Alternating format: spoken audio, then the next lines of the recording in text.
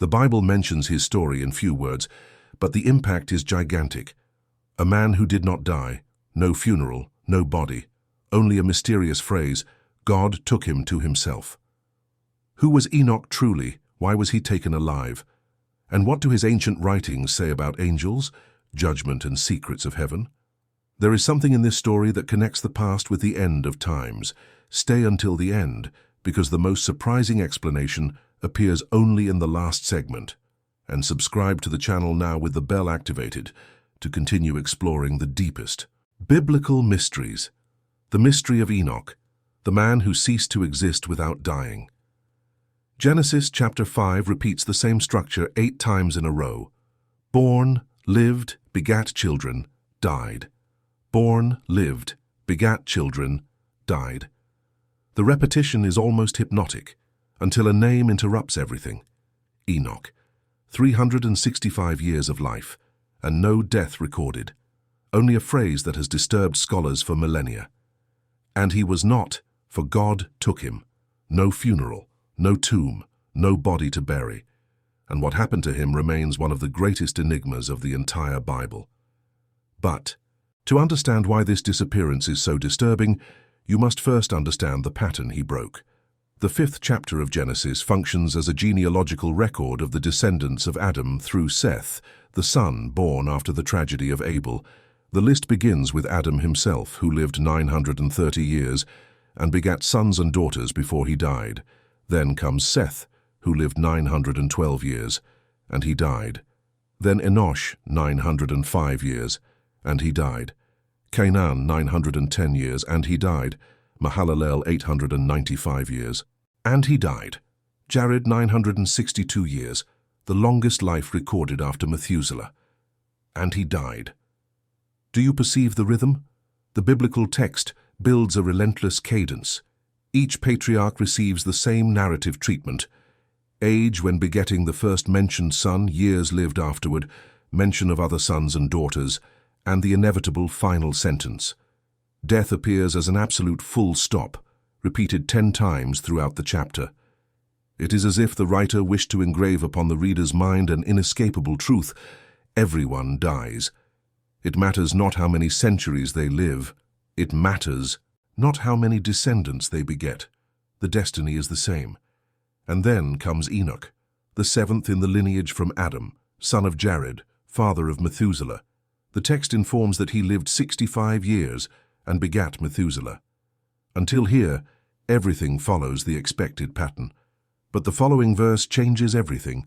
Instead of simply saying how many years he lived afterward and recording his death, the text introduces a unique expression: and Enoch walked with God. This phrase appears twice in just 3 verses. The repetition is not accidental. The author wants to emphasize something. He is not describing merely faith or obedience. The Hebrew expression suggests continuous intimacy, a walk side by side, a communion that extends throughout 300 years after the birth of Methuselah. 300 years walking with God. Not a moment of conversion. Not an isolated experience. 3 centuries of sustained proximity. But here arises the first great question. What does it mean, in practice, to walk with God in a world that did not yet have scriptures, temples, or formal commandments? And more importantly, in what kind of world was Enoch living? The answer will surprise you. Context matters. Enoch lived in the antediluvian period, an era that the Bible describes with increasingly dark tones. Genesis chapter 6 reveals that the wickedness of man was multiplied on the earth, and that every inclination of the thoughts of the human heart was continually toward evil. Violence spread. Moral corruption reached levels that would lead God to repent of having created humanity. The flood was on its way, and Enoch lived exactly in this turbulent interval. The antediluvian world was radically different from any subsequent civilization. The population grew rapidly. Genealogies indicate extensive families, with each patriarch begetting sons and daughters throughout centuries of fertile life. Scholars estimate that, considering the extreme longevity and reproduction rate, the terrestrial population could have reached millions or even billions of people before the flood. It was a full, noisy, complex world, and spiritually adrift. But there is more. The mention of the sons of God and the daughters of men in Genesis 6 adds layers of mystery and darkness to this period. Whatever the exact interpretation of this passage, fallen angels, distinct lineages, or another reading, the described result is unequivocal. There were giants in the earth in those days, and the earth was corrupt before God and filled with violence. This was the environment where Enoch chose to swim against the current. Consider the pressure this represents. We are not talking about a man who lived in a community of faith, surrounded by people who shared his values. Enoch walked with God in the midst of a civilization, walking in the opposite direction. Each day represented a choice, each year a resistance. 300 years of faithfulness in a hostile environment is not just impressive, it is almost incomprehensible.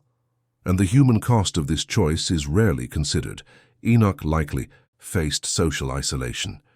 In a culture dominated by violence and the rejection of God, he who walked in the contrary direction would not be celebrated, he would be marginalized. Think of the interrupted conversations, of the invitations that stopped arriving, of the looks of contempt or incomprehension. 300 years are not just a theological number, they are mornings waking up with the same choice. They are nights lying down after another day of silent resistance. They are decades seeing the majority follow an easier path while you remain on the narrow one. And there was family to consider. Enoch begat Methuselah at 65 years and then continued having sons and daughters. What was it like to raise children in a morally bankrupt world while trying to transmit values that the surrounding culture despised?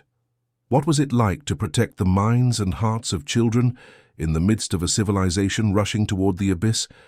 The Bible does not answer these questions, but they hover over the text. Enoch's faithfulness did not happen in a vacuum. It happened in the middle of real life with real responsibilities and real pressures. But now comes a detail that changes everything. The longevity of the antediluvian patriarchs creates a reality difficult to imagine. Adam was still alive when Enoch was born, the first man, the one who had walked in Eden, who had heard the voice of God directly, who carried the memory of the lost paradise. This man was a contemporary of Enoch.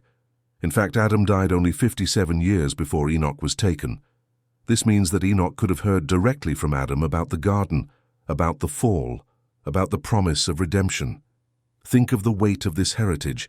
Enoch did not know God only through distant oral tradition.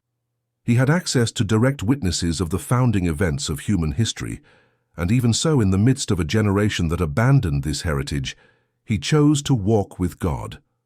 The text does not detail how this walk manifested externally. There is no record of sacrifices offered, of altars built, of sermons preached. The narrative silence is intentional, because the central point is not the visible actions, but the invisible relationship. Enoch is presented not by what he did, but by whom he walked with, and then comes the verse that transformed this patriarch into a millennial enigma. And Enoch walked with God, and he was not, for God took him. He was not. The translation may vary. Some versions say he was no more or ceased to exist, but the meaning remains the same. Enoch did not die, at least not in the way all the other patriarchs died. The text deliberately avoids the standard formula. There is no "and he died" in Enoch's record. There is only this mysterious statement that God took him to himself. How did this happen? The text does not explain.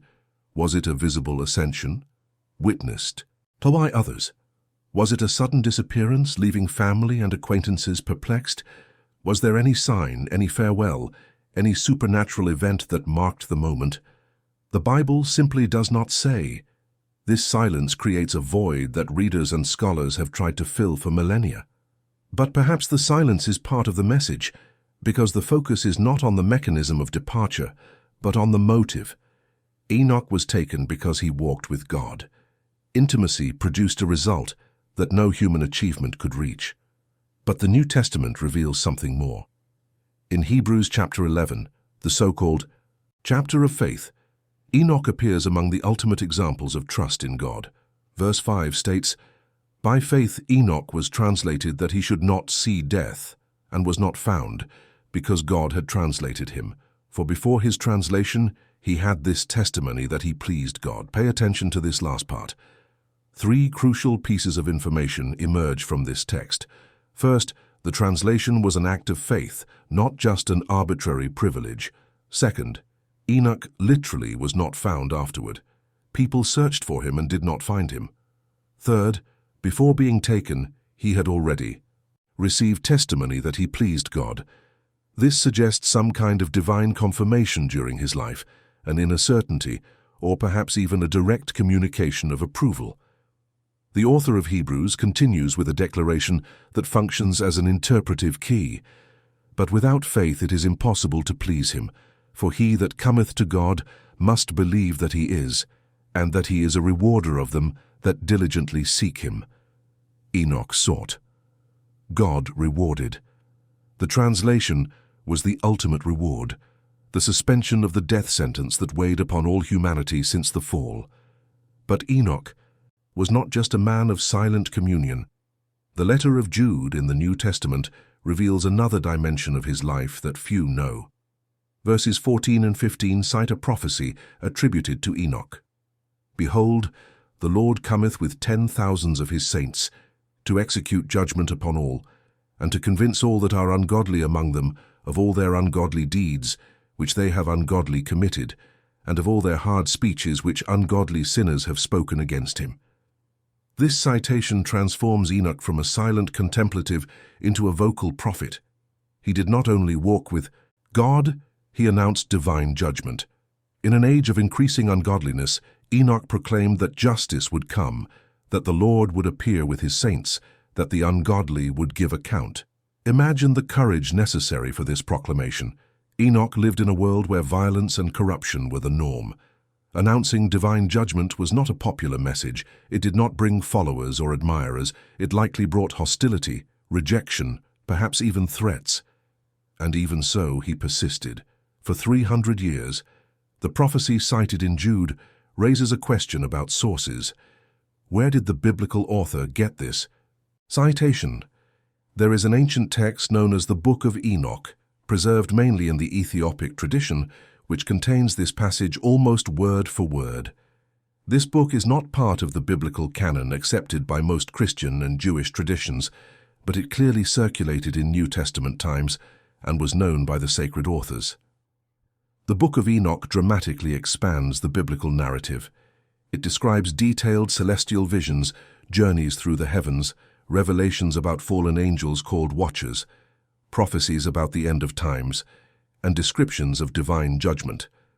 According to this text, Enoch was taken to the heavens and received knowledge about cosmic mysteries before returning to transmit them to humanity. Regardless of how one evaluates the authority of this extra-biblical material, it demonstrates something important.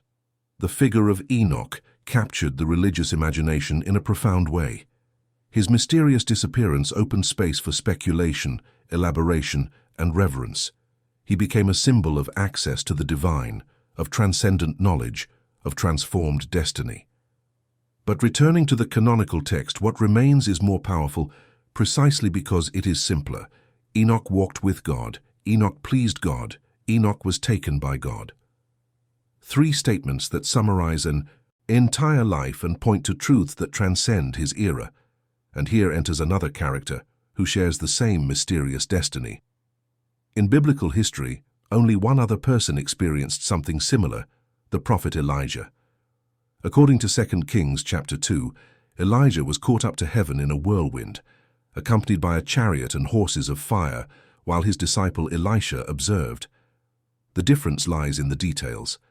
Elijah's rapture was witnessed, dramatic, spectacular. Enoch's remains shrouded in silence. Both, however, share the extraordinary destiny of not passing through common death. Jewish and Christian tradition connected these 2 men in significant ways.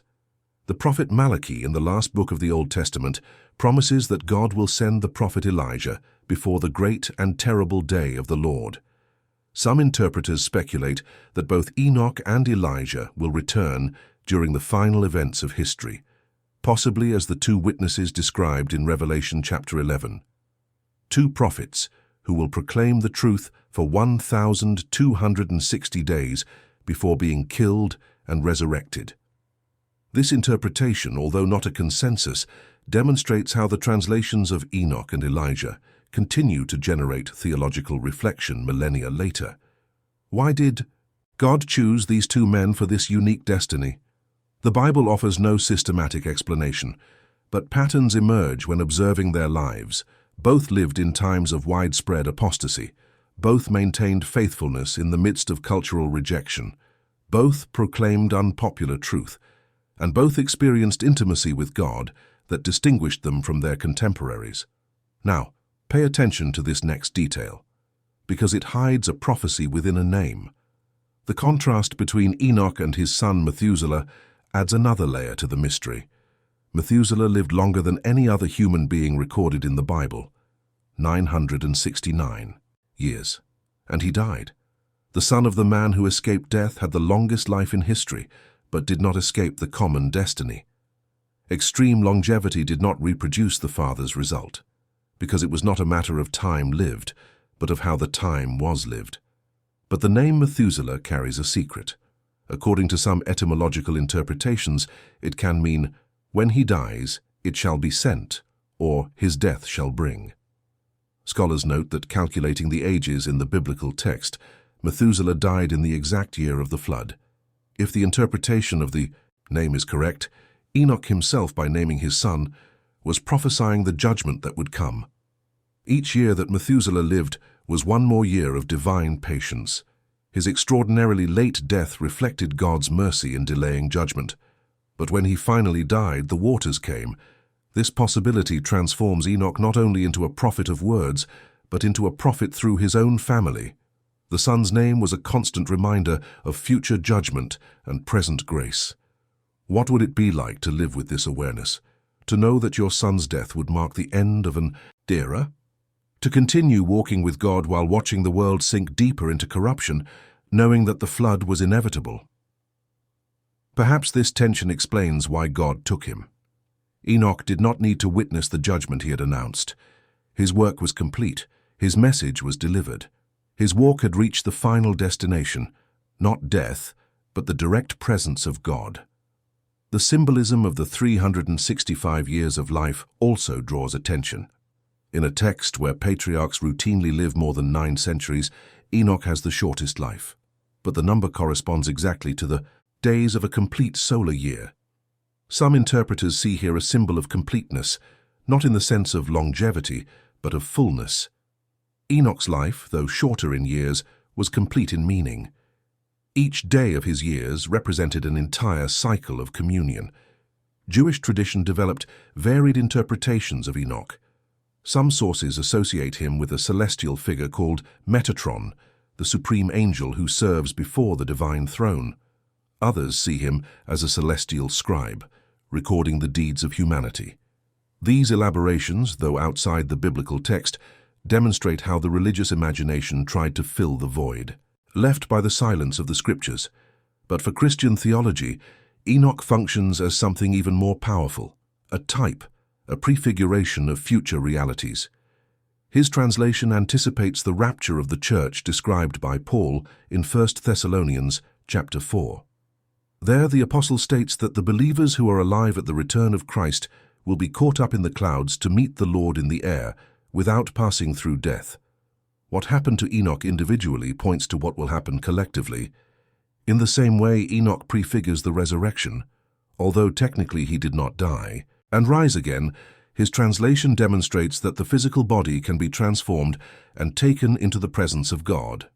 This anticipates the promise of glorified bodies, of mortality clothed in immortality, of final victory over death. The author of Hebrews places Enoch in a gallery that includes Abel, Noah, Abraham, Sarah, Moses, and other heroes of faith. But among all of them, only Enoch escaped death. Abel was murdered. Abraham died in a good old age. Moses died on Mount Nebo.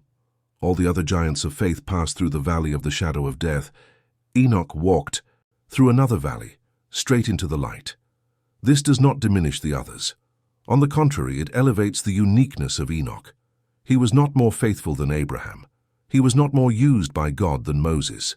His exception does not indicate moral superiority, but specific divine purpose. God chose to demonstrate through Enoch a possibility that would be fully revealed only in Christ. Death is not mandatory.